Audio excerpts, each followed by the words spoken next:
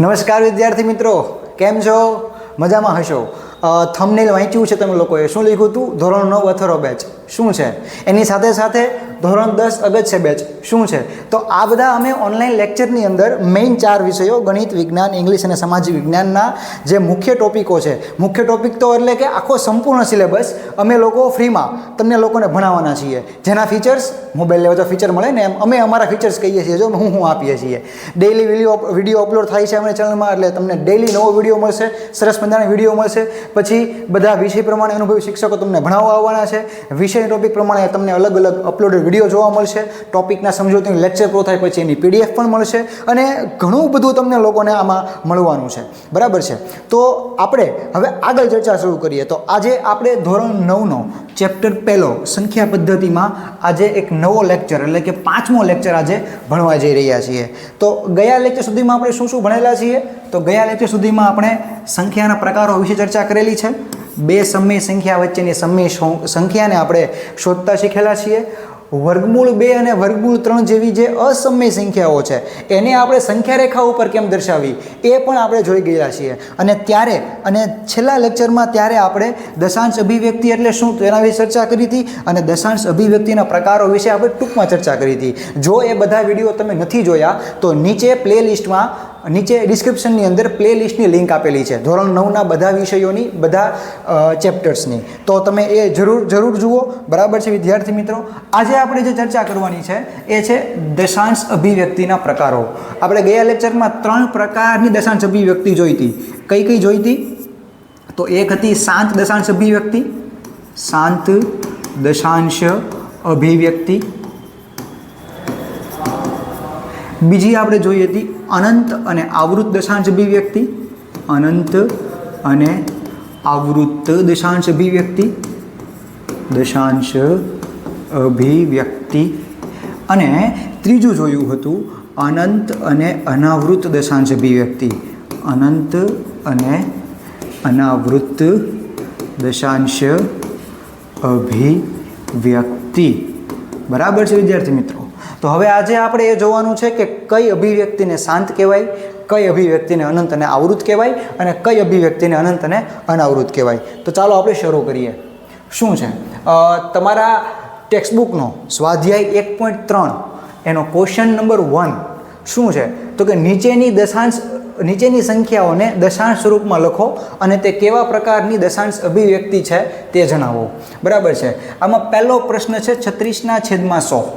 હવે 36/100 જો તમે પોઈન્ટવાળી સંખ્યામાં લખો તો આપણને નાના ધોરણમાં શીખવાડેલું છે કોઈ પણ સંખ્યાનો 10 વડે ભાગાકાર કરો તો જે દશાંશ ચિહ્ન છે એ એક સ્થાન ડાબી બાજુ ખસશે. 2 વડે ભાગાકાર કરો તો દશાંશ ચિહ્ન બે સ્થાન જે છે એ ડાબી બાજુ ખસશે. 1000 વડે ભાગાકાર કરો દશાંશ ચિહ્ન 3 સ્થાન ડાબી બાજુ ખસશે. તો એવી રીતે અહીંયા આપણે 36 નો 100 વડે ભાગાકાર કરીએ છીએ. દશાંશ ચિહ્ન પહેલાં તમને દેખાતું નથી તો આને લખાય 36.0 તેના છેદમાં 100. બરાબર છે? તો આને શું કહેશું આપણે? 0.36 અને 0 પાછળ લખીએ તો ન લખો તો બી ચાલે. તો આપણે શું કહી શકીએ? આ 0.36. બરાબર છે? પોઈન્ટ પછીના આંકડા તમે જોઈ રહ્યા છો લિમિટેડ છે, ઇન્ફાઇનાઇટ સુધી આવતા નથી. કેવા છે? પોઈન્ટ પછીના અમુક આંકડા પછી તમારો જવાબ ઊભો રહી જાય છે. મતલબ કેવું કહેવાય? એને શાંત દશાંશ અભિવ્યક્તિ કહેવાય. કેવી કહેવાય? શાંત દશાંશ અભિવ્યક્તિ. બરાબર છે વિદ્યાર્થી મિત્રો? ખબર પડી શાંત કોને કહેવાય? હજી તમને ધીમે ધીમે ખબર પડશે કે કોને શાંત કહેવાય, કોને અનંત કહેવાય, કોને અનંત આવૃત કહેવાય. બરાબર છે? કોને અનંત અનાવૃત કહેવાય. તો એ બધી ચર્ચાઓ આપણે હવે ધીમે ધીમે કરવાની છે. તો આમાં શાંત વિશે આપણને શું ખબર પડી અત્યારે? જ્યારે તમે કોઈ સંખ્યાનો ભાગાકાર કરો છો, અપૂર્ણાંક છે, તમે અંશને અંદર રાખો અને છેદને બહાર તરફ રાખીને જ્યારે તમે ભાગાકાર કરો છો તો એ ભાગાકાર કરતી વખતે જો ભાગફળમાં જો તમને પોઈન્ટવાળી સંખ્યા મળે પણ ક્યાં? તો કે ભાઈ પોઈન્ટ પછી લિમિટેડ આંકડામાં તમારો જવાબ પતી જતો હોય. મતલબ ક્યારે? કે ભાગાકારની શેષ 0 થતી હોય ને એ કિસ્સામાં આપણે શું કહી શકીએ કે ભાઈ તમારું જે દશાંશ અભિવ્યક્તિ છે એ કેવી છે? શાંત છે. શું કામ શાંત? કારણ કે પોઈન્ટ પછી લિમિટેડ આંકડા છે. તમે જોઈ શકો છો કે પોઈન્ટ પછી 1 આંકડો છે, 2 આંકડા છે, 3 આંકડા છે, 4 આંકડા છે કે 10 આંકડા છે. મતલબ તમારો જવાબ પોઈન્ટ પછી ક્યાંક ઊભો રહી જતો હોય એને આપણે શું કહીએ? શાંત દશાંશ અભિવ્યક્તિ. બરાબર છે. જો આપણે બીજો દાખલો જોઈએ કે 1/11 છે, એને આપણે શું કરવાનું છે, દશાંશ સ્વરૂપમાં લખવાનું છે. તો હું કરું છું 1/11. હવે આપણને પહેલી ખબર છે, શું ખબર છે કે ભાઈ 11ના ઘડિયામાં 1 તો આવવાનું નથી, મતલબ મારે શું કરવું પડે, અહીંયા લેવો પડે 0, તો મારે ઉપર પોઈન્ટ મૂકવો પડે એટલે 0 પોઈન્ટ. હજી 11 એકા 11 એ 10 કરતાં કેવી સંખ્યા છે, મોટી સંખ્યા છે, એટલે ભાગ ચાલતો નથી. તો હજી મારે એક 0 મૂકીને અહીંયા મારે 0 એડ કરવો પડે. હવે ભાગ ચાલે છે, કેટલો ચાલશે, 11 9 99, એટલે જવાબ આવ્યો બાદબાકીનો 1. ચલો, નિયમ પ્રમાણે હું 0 મૂકું છું તો કોઈ ભાગ ચાલતો નથી, તો હું ફરી એકવાર 0 એડ કરીને ઉપર એક 0 એડ કરી દઉં છું, 11 9 99. ફરી વાર જુઓ તો 1 વિધ્યો, 1 0, નિયમનો ભાગ નથી ચાલતો એટલે પાછો 0 મૂકો, ઉપર એક 0 મૂકો, 11 9 99. તમે વિદ્યાર્થી મિત્રો વિચારતા હશો કે આ બધી એકને એક વસ્તુ આવ્યા કરે છે. હા, આપણું એ જ મહત્ત્વનો મુદ્દો છે આજનો. તમે જોઈ રહ્યા હશો કે અહીંયા જો 100 100 100 આ રિપીટ થયા જ કરશે. તમે એક 0 મૂકો, બીજો મૂકો, અહીંયા 9 0 મૂકો, પછી 11 9 99. આ ભાગાકાર તમારો ક્યાંય ઊભો જ નથી રહેવાનો. ભાગાકાર તમારો ક્યાંય ઊભો રહેવાનો નથી. એનો મતલબ કે શેષ 0 આવતી નથી. જો શેષ 0 આવી જાય, તો એવા પ્રકારની દશાંશ અભિવ્યક્તિ તમને જો ભાગફળમાં મળે તો એને શું કહેવાય, શાંત કહેવાય. પણ અહીંયા આગળ તમે ચેક કરો, તમારો ભાગાકારનો જે જવાબ છે એ ઊભો રહેતો નથી. મતલબ કે તમારો ભાગાકાર અનંત સુધી ચાલ્યા જ કરે છે, ક્યાંય ઊભો રહેવાનો નથી. તો આવા પ્રકારની દશાંશ અભિવ્યક્તિ છે એટલે આપણે અહીંયા લખીએ કે 1/11ની દશાંશ અભિવ્યક્તિ કેવી આવી, 0.09090909, અને આ 09090909 ચાલ્યા જ કરશે, અનંત સુધી ચાલ્યા કરશે. એટલા માટે હું એક શબ્દ વાપરું છું, અનંત. અને હવે મારી પાસે અનંત હોય એવી બે અભિવ્યક્તિ, જો ચેક કરો, હું તમને બતાવું કે આ સાહેબ શું બોલે. તો ભાઈ એક અભિવ્યક્તિ આપણી પાસે અનંત અને આવૃત છે, અને એક પ્રકારની અનંત અને અનાવૃત છે. તો આપણને જે મળી છે અનંત તો છે, પણ એ આવૃત છે કે અનાવૃત છે આપણે હજી ચેક કરવાનું બાકી છે. તો હવે આવૃત કોને કહેવાય ને અનાવૃત કોને કહેવાય? હાલો, અનંત તો છે. શું કામ અનંત છે? કારણ કે આપણો ભાગાકાર જે છે હવે ઊભો રહેવાનો નથી, એટલે અનંત સુધી આપણો ભાગાકાર ચાલવાનો છે. પણ હવે તમે અહીંયા જોઈ રહ્યા છો કે ભાગફળની અંદર અમુક આંકડાઓ ચોક્કસ રીતે રિપીટ થાય છે. જો કયા આંકડાઓ? તો કે ભાઈ 0 અને 9, એ બંને 0 9 0 9 0 9 0 9 0 9 એમ પેટર્ન સાથે ચાલ્યા કરે છે. બબ્બે આંકડાનું જૂથ રિપીટ થયા કરે છે. તો જો ભાગફળમાં તમને આવી રીતે કોઈ ચોક્કસ અંકોનું, એ ચાહે 1 અંક હોય, 2 અંક હોય, 3 અંક હોય, 10 અંક હોય કે 12 અંક હોય, એ 12 અંક ટૂંકમાં જેટલા અંક આપણે ફિક્સ કર્યા છે એ જૂથ સમયાંતરે એટલે કે વારાફરતી કન્ટિન્યુઅસલી રિપીટ થતું હોવું જોઈએ. તો એવા પ્રકારની દશાંશ અભિવ્યક્તિને આપણે કહીશું અનંત અને આવૃત્ત. બરાબર છે. તો અહીંયા આગળ આપણે જોઈ રહ્યા છીએ 0.090909, મતલબ કોઈ એક ચોક્કસ જૂથ રિપીટ થયા કરે છે. એનો મતલબ એવો થયો કે આ દશાંશ અભિવ્યક્તિ કેવી છે, અનંત અને આવૃત છે. હજી વધુ એક્ઝામ્પલ લેવા માટે આપણે આગળ વધીએ. શું છે ત્રીજો દાખલો, 4.1/8. તો પહેલાંને આપણે અશુદ્ધ અપૂર્ણાંકમાં ફેરવી દઈએ તો આ કેટલા થાય, 8 ચોક 32 ને 1 33/8. મતલબ કે 33/8 કરો, જે અભિવ્યક્તિ આવે ને આપણે કહી દઈશું કયા પ્રકારની અભિવ્યક્તિ છે. તો હું અહીંયા 33/8 કરું છું. બરાબર છે. તો 8 1 8, 8 2 16, 8 3 24, 8 ચોક 32 કે 33 કરતાં નાના છે, અને 8 5 40 વધી જશે, એટલે અહીંયા વિધ્યો 1. હવે ભાગ ચાલતો નથી એટલે હું અહીંયા 0 મૂકું છું, તો ઉપર આવશે પોઈન્ટ. 8 1 8, અહીંયા 2 વિધ્યા, અહીંયા 0, 8 2 16, અહીંયા વિધ્યા 4, 0, 8 5 40. જોઈ લો તમે, અહીંયા શેષ 0 આવી, ભાગાકાર ઊભો રહી ગયો.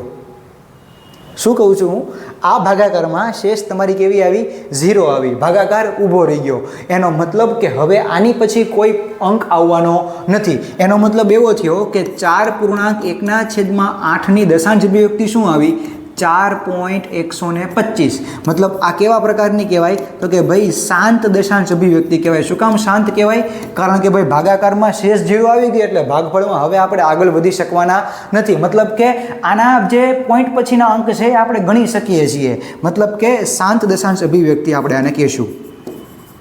ખ્યાલ આવે છે ને? હવે પહેલાં દાખલામાં ખબર નહીં પડી કે સાહેબ હું બોલ્યા, પણ હવે ધીમે ધીમે તમને ટપવો પડશે કે આમાં હું શું કહી રહ્યો છું. બરાબર છે? એટલા માટે જ તે આપણે જે કાંઈ પણ જોવું હોય, જે કાંઈ પણ કરવું હોય એ સંપૂર્ણ કરવાનું. બરાબર છે? તો જ ખબર પડે કે શું થાય છે. નહીંતર શું થાય, અધવચ્ચે વિડીયો મૂકીને વ્યાજો, બીજે દિવસે ખબર ન પડે સાહેબ હું ભણાવ્યું હતું એ. હા, ક્યારેક થાય આવું. બરાબર છે? ઓકે, ચાલો હવે આનો ભાગાકાર આપણે 13 વડે કરવાનો છે. અહીંયા તમને જે સંખ્યા આપી છે, કઈ આપી છે? 3/13. તો આનો ભાગાકાર કરીએ. 3/13. બરાબર છે? હવે 13ના ઘડિયામાં 3 તો આવવાના છે નહીં, એટલા માટે શું કરીએ છીએ આપણે? ભાગાકાર કરવા માટે હું એક અહીંયા 0 એડ કરું છું. તો ભાઈ 0 એડ કરવા માટે ઉપર મારે પોઈન્ટ મૂકવો પડે. 13 તેરી 39 વધી જાય, એટલે 13 દુ 26. કેટલા વધે? 4. હું પાછા મૂકું 0. 13 તેરી 39, કારણ કે 13 ચોખ્ખું 52 વધી જશે. કેટલા વધ્યા? 1. અહીંયા મૂકો 0. તો હવે ભાઈ 13ના ઘડિયામાં 10 તો આવતો નથી. તો ભાઈ મારે કાંઈ નહીં, 1 0 અહીંયા મૂકીને 1 0 ઉપર વધારે મૂકી દેવાનું. 13 સત્તા 91. બરાબર છે? કેટલા વધે? 9 વધે. અહીંયા હું મૂકું 0. બરાબર છે? 13 છ 78, 13 સત્તા 91. તો 13 છ 78, 78 ને 2 80, 80 ને 10 90, એટલે કેટલા આવ્યા? 12. અહીંયા મૂકું 0. 13 9 117, કેટલા વધ્યા? 3. હું અહીંયા મૂકું 0. તો જુઓ તો અહીંયા 30 આવી ગયા. તો આ 30 આવી ગયા એટલે આ જૂથ પાછું રિપીટ થશે. અહીંયા જુઓ હું કરું છું, 13 દુ 26 કરીશ એટલે પાછા વધશે 4. હું પાછો અહીંયા 0 મૂકીશ. મતલબ તમે જોઈ રહ્યા છો, જો આ વસ્તુ જે છે ને આવડી આ કટકો એ રિપીટ થશે. અહીંયા આવ્યો, પછી પાછો નીચે આવશે, પછી પાછો નીચે આવશે. તો એ બધા કટકાની સાથે સાથે આ જે છે ને 23 0 7 6 9, 23 0 7 6 9, આ 6 અંકનું જૂથ છે એ કન્ટિન્યુઅસલી રિપીટ થયા કરશે. સમજાય છે હું શું કહેવા માગું છું? મતલબ કે 13/3ની જો દશાંશ અભિવ્યક્તિ વિશે વાત કરવામાં આવે તો 0.2307 6 9 આ જે જૂથ છે એ રિપીટ થયા કરશે. કયું? 0.2307 6 9, 2307 6 9. આ જે 6 અંકનું જૂથ છે એ કન્ટિન્યુઅસલી રિપીટ થયા કરે છે. એનો મતલબ કે આ અનંત તો છે, કારણ કે ભાગાકારની શેષ 0 નથી આવતી, એટલે અનંત સુધી ભાગાકાર ચાલ્યા કરવાનો છે. અને કોઈ ચોક્કસ અંકોનું પેટર્ન જે જૂથ છે એ રિપીટ થયા કરે છે, એટલે અનંત અને આવૃત્ત દશાંશ અભિવ્યક્તિ કહેવાય. બરાબર છે? તો તમને લોકોને ખબર પડી રહી છે કે હવે એકચ્યુઅલીમાં આ બધું અભિવ્યક્તિ શું છે. બરાબર છે? હજી એક દાખલો જોઈએ એટલે તમને ખ્યાલ આવે કે શું છે. 2/11 કરવાનું છે. 2/11ની અભિવ્યક્તિ મેળવવાની છે. તો હું કરું છું 2/11. ઓબ્વિયસ છે, 11ના ઘડિયામાં 2 નથી આવવાનું, એટલે મારે અહીંયા 0 મૂકવો પડશે. તો અહીંયા મારે પોઈન્ટ થશે. 11 1 11, 11 દુ 22 વધી જશે, એટલે 11 1 11. કેટલા વધ્યા? 9. Very good. હવે 11 8 88 ભાગ ચાલશે. તો કેટલા આવ્યા? 2 0. 11 1 11, 9 0, 11 8 88. જો તમને પાછી ખબર પડી ગઈ છે કે સાહેબ શું કરે છે, હે ને? જો આ વસ્તુ જો રિપીટ થાય, જો થાય છે ને 20 90 20 90 20 90 20 90. મતલબ કે અહીંયા 18 18 18 18 હાલ્યા જ કરવાના છે. બરાબર છે? અનંત સુધી ભાગાકાર ચાલશે, કારણ કે શેષ 0 આવતી નથી. એનો મતલબ એવો થયો કે 2/11ની દશાંશ અભિવ્યક્તિ શું આવી? 0.18181818 ... તમે અહીંયા જોઈ રહ્યા છો એ પ્રમાણે ભાગાકારની શેષ 0 આવતી નથી. એનો મતલબ કે ભાગાકાર તો અનંત છે, પણ ભાગફળમાં મને 2 અંકોનું જૂથ છે એ રિપીટ થયા કરે છે, પુનરાવર્તન મળે છે. એટલે કે અનંત અને આવૃત્ત પ્રકારની દશાંશ અભિવ્યક્તિ છે. બરાબર છે? અનંત અને આવૃત્ત દશાંશ અભિવ્યક્તિ. બરાબર છે વિદ્યાર્થી મિત્રો? સમજાતું હશે એવું માની લઉં છું. બરાબર છે? જો સમજાતું હોય તો કમેન્ટમાં હા પડી ગયો એકવાર, એટલે મને ખબર પડે કે શું છે એ. બરાબર છે? હવે અહીંયા આગળ છે કે હજી એક પ્રશ્ન છે, 329/400. 329/400 તો આપણે કરીએ 329/400. પણ હવે 400નો ઘડિયો બધાને આવડતો હોય નહીં. તો ખોટી આવી મજૂરી કરવાની વાત કરો સાહેબ તમે? નહીં, હું મજૂરી કરવાનું નથી કહેતો. જુઓ હું શું કરું છું, આપણે થોડુંક બુદ્ધિ આંકીએ. કેવી બુદ્ધિ આંકીએ? તો કે ભાઈ આને છે ને હું 329/4 ગુણ્યા 100 લખું છું, બરાબર. હવે 329/4 દશાંશ અભિવ્યક્તિ મેળવી નાખીશ. છેદમાં 100 તો જીવે જ છે, ભલે રહ્યા એમના. ચલો પહેલું કામ હું શું કરું છું, તો કે ભાઈ આજે 329/4 છે ને એનો આપણે ભાગાકાર કરીએ. શું કરવો છે? 329/4 નો ભાગાકાર કરીએ. એટલે 329/4 બરાબર છે, 329/4. ચાલો એટલે 4 આવ્યા 12, તો 4 8 32. અહીંયા થઈ ગયું 0, ઉપરથી 9 આવ્યા ને. 4 2 8, કેટલા વધ્યા? 1. હવે અહીંયા 0 મૂકો એટલે અહીંયા પોઈન્ટ મૂકવો પડશે. ફરી વાર 4 2 ને 8, કેટલા આવ્યા?